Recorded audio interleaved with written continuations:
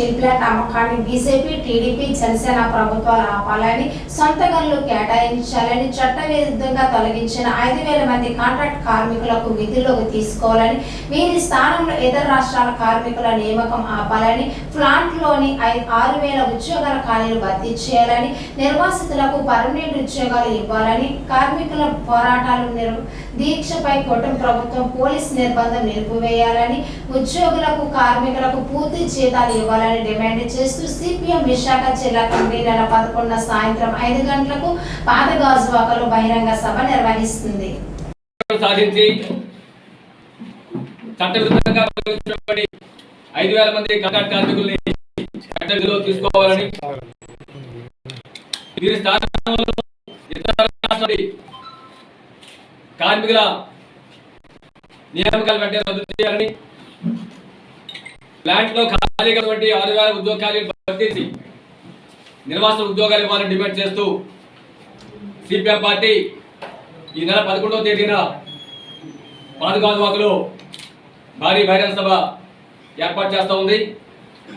ఈ సభకి CPM party అఖిల భారత ప్రధాన కార్యదర్శి ఎంఏ బేబీ గారు, పార్టీ రాష్ట్ర కార్యదర్శి బి శ్రీనివాసరావు గారు ముఖ్య అతిథులుగా పాల్గొంటారు. వీరితో పాటు రాష్ట్ర నాయకులు కూడా ఈ సభలో పాల్గొంటారు. దీనికి ముందు ఈ నెల 1వ తేదీ నుంచి సిపిఎం పార్టీ విశాఖ జిల్లా వ్యాప్తంగా పెద్ద ఎత్తున ప్రచార క్యాంపెయిన్ నిర్వహిస్తూ ఉంది. కరపత్రాల పంపిణీ, పాదయాత్రలు, గ్రూప్ మీటింగులు, గేటు మీటింగులు, ఇలా రకరకాల రూపాల్లో కేంద్ర ప్రభుత్వం, రాష్ట్ర కూటమి ప్రభుత్వం ఈ రెండూ కలిసి విశాఖపట్నం స్టీల్ ప్లాంట్కి, విశాఖపట్నం ప్రజానీకానికి చేస్తున్న ద్రోహాన్ని ప్రజానీకం ముందు బట్టబయలు చేయడం కోసం ఈ క్యాంపెయిన్ నిర్వహిస్తూ ఉన్నాం. ఈ క్యాంపెయిన్లో భాగంగా 11 బహిరంగ సభ జరుగుతుంది. కాబట్టి ఈ క్యాంపెయిన్లోను బహిరంగ సభలోను విశాఖపట్నం స్టీల్ ప్లాంట్ కార్మికులు, వీరి కుటుంబాలు, గాజువాక ప్రజానీకంతో పాటు విశాఖ జిల్లా ప్రజానీకం కార్యవర్గం పాల్గొని జయప్రదం చేయాల్సిందిగా మీ ద్వారా విజ్ఞప్తి చేస్తున్నాం.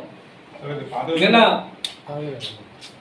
రాష్ట్ర ముఖ్యమంత్రి చంద్రబాబు గారు కలెక్టర్ సమావేశం నిర్వహించారు.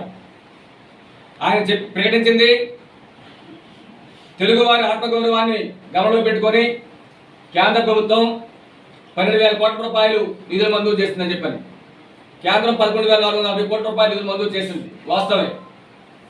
కానీ కేంద్ర రాష్ట్ర ప్రభుత్వాలకి వైజాగ్ స్టీల్ ప్లాంట్ ఇంతవరకు 54,000 కోట్ల రూపాయలు ఆదాయం సమకూర్చింది. దానికోసం ఎందుకు మాట్లాడలేదు? ఇది ఒక అంశం.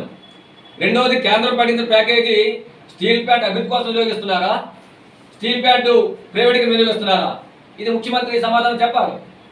స్టీల్ ప్లాంట్ కేటాయించిన ప్యాకేజీలో 9,842 కోట్ల రూపాయలు కేంద్ర ప్రభుత్వం జిఎస్టీ పేరు మీద, బ్యాంకు రుణాల పేరు మీద తిరిగి లాగేస్తుంది.